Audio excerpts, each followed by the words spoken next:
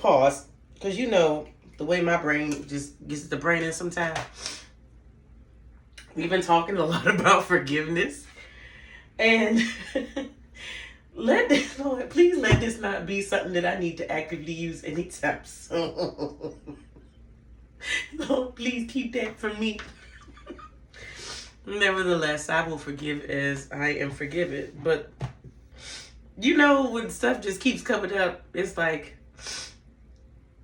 I hope it. Let this not be preparing me for something a road ahead, okay? Gotta forgive somebody for. But I have been sitting in forgiveness the last several days. There's definitely some things that I've had experienced that necessitated it. But I am very hopeful. I won't have to apply this word anytime soon. Nevertheless, revenge. Getting your lick back. Feeling resolve. It makes me think about one of the most dynamic characters. Not characters, sorry. I used to. Anyway. One of the most dynamic figures and leaders in the Word. It makes me think about David. I will say, First and Second Samuel are two of like, and even I like Kings too, but I mess with First and Second Samuel. There's some nuggets, child, about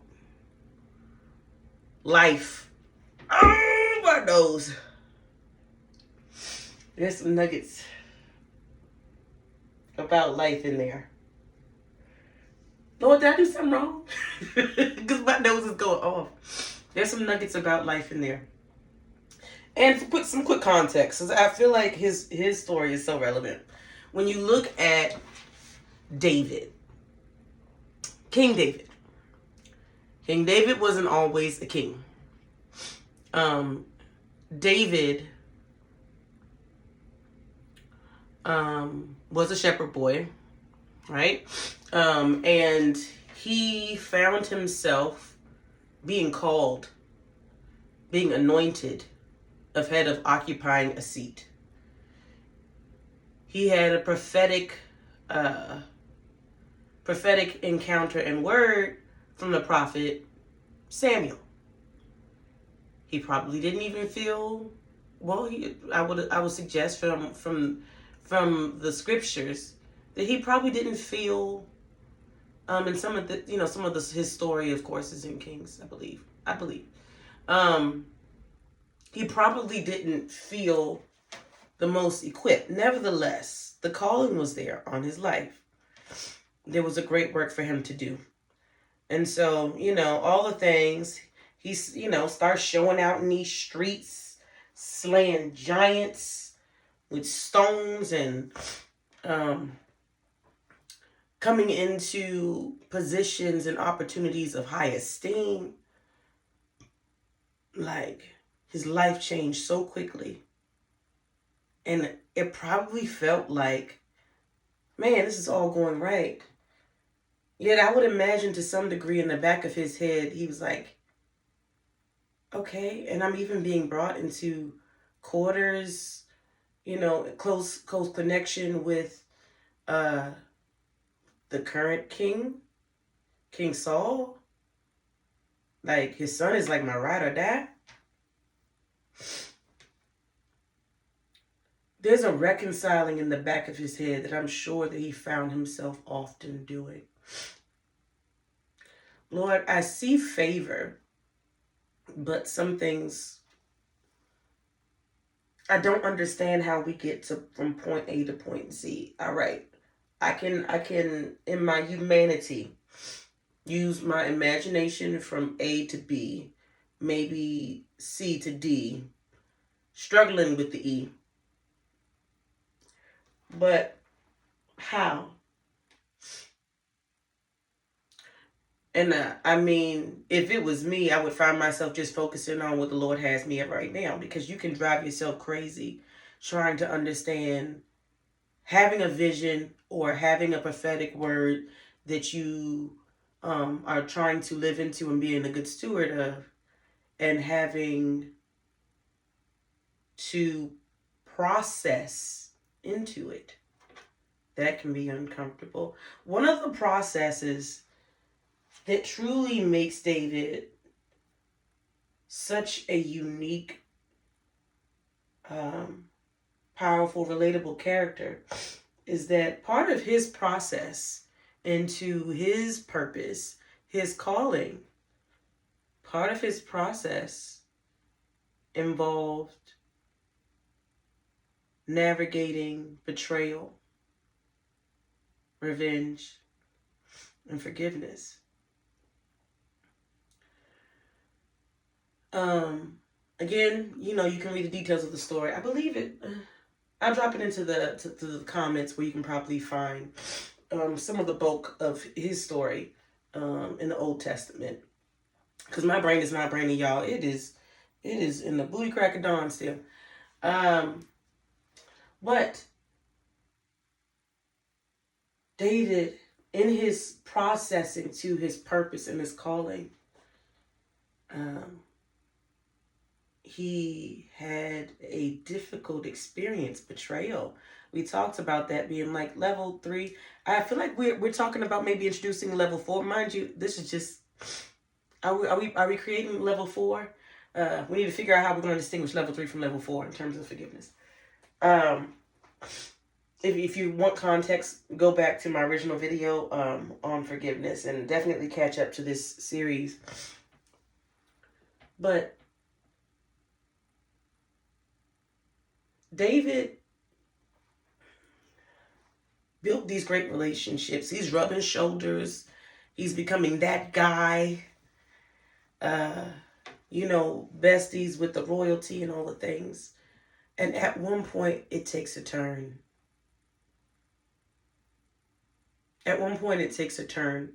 And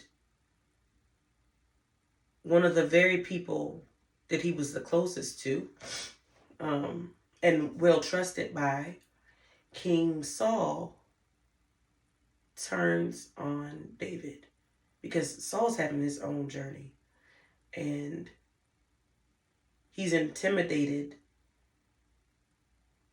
by what David is doing and who he may become, his replacement. Talking about succession planning and intergenerational community and all that stuff, that's a conversation for another day. We're going to stay right here. But nevertheless, so Saul launches a whole attack. Like, how you going to use my people against me? Saul launches a whole attack at some point on one of his military leaders, David. Like, you really going to use my people to come for me? It's wild, right? And there's a point in which Saul and David goes on the run. Like, now I can't even go home, chill, go to sleep. Like, oh, why are you doing this? What are you doing? Right? And I'm sure there's a part of David that was like tussling with, like, Lord, what kind of process is this? Did I misunderstand Samuel when he said that I would become king? And did I jack that up? Like, I don't, the math ain't mathing of how this is going to happen. And now he wants to kill me. A trusted person in my life is betraying me in ways that I never imagined.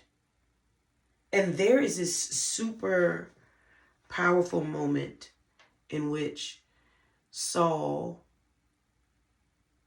while trying to pursue David, enters a cave briefly not realizing that David was in that cave. And Saul is vulnerable. Saul is vulnerable.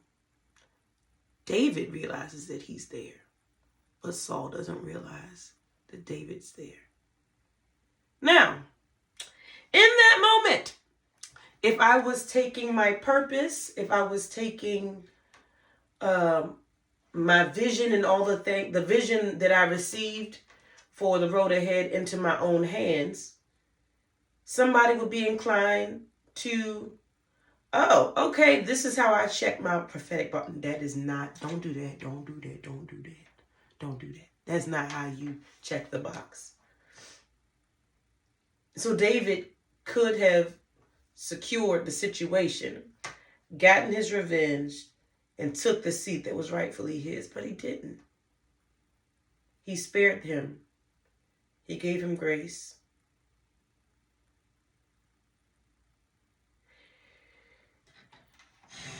He was functioning in kingship, in kingly wisdom before he actually assumed the position. I want you to hear me today, because the Lord may be trying to prepare your heart and your mind for dominion and kingship, an opportunity, an open door. We aspire for the prestige, but sometimes we want to disengage from the process. There was something great on the other side of that forgiveness in that moment. And it's not something that David had to do for himself. We gonna, like the Lord's revenge and him spanking people to do you wrong, that's a whole other conversation. But he had him. And David's hands did not have to get bloody. I need you to trust God with your pain. We've talked about this too. Trust God with the things that you feel like you have to control your way into securing for yourself. He is your source. He is everything. And what if grace gave way to your greatest blessing? I struggled at a point with someone because I was wronged by them. And I found myself like, it wasn't just a mistake. They were continuing to function in bad behavior. And I'm like, Lord, I'm doing the right thing. I'm, sowing, tithing, all the things. I'm trying to live right. And why are they getting blessed in my face with no remorse and still doing bad things? Nevertheless, I didn't do anything vengeful. But I promise you, the Lord, and one of the offenses was tied to money, and they did me so wrong. It was so bad. And here I am, I'm like, Lord, I'm struggling. One day I was struggling. And I was just like, I'm going to just leave that person to you. And Lord, I need help today with me. I'm going to tell you, I prayed in faith about something tied to this situation. And at this point, I was concerned about different story. Again, you can go to my husband's live on D. Carroll Reviews, Deontay's Reviews, to see more about certain parts of my journey. But sorry, y'all, I'm a little bit reflective about this topic on today. So, but I remember almost being in a position where I couldn't pay my mortgage, concerned about being able to keep my house. I'm like, Lord, I'm praying in faith. I'm praying in faith that you will open up the windows of heaven. And I'm just going to leave it there, God. I'm going to leave it there. Now see, if you got revenge consuming you, it will interrupt the work that faith can do. Faith is your shopping basket. It opens up all the windows. It satisfies our God. It puts your trust back in him. So I prayed, because I was seeing this person getting blessed in the exact way that I needed. And I struggled with that. And you know what happened? Within 2 weeks' time, I received a check for over $18,000. And it paid a new tenant, my first tenant, and it paid the rent for a whole year. And then she wanted to buy all the furniture. If I held revenge in the place where the Lord was trying to occupy my heart, I might have missed my moment. Don't miss your moment trying to get them. And I'm going to tell you, the Lord dealt with them. And the blessings in God's time. Stop rushing him. The blessings that came to me exceedingly and abundantly, more than I could ask or think. The Lord blessed me better than my ability to pray for it. Give God fertile soil for your harvest. And that begins with removing the weeds of unforgiveness and revenge. Like, tag, share, subscribe. If this is a word that you want to share with somebody else. I love my community. I'm so glad you're here. And I can't wait to see you next time. Talk to you soon. And bye.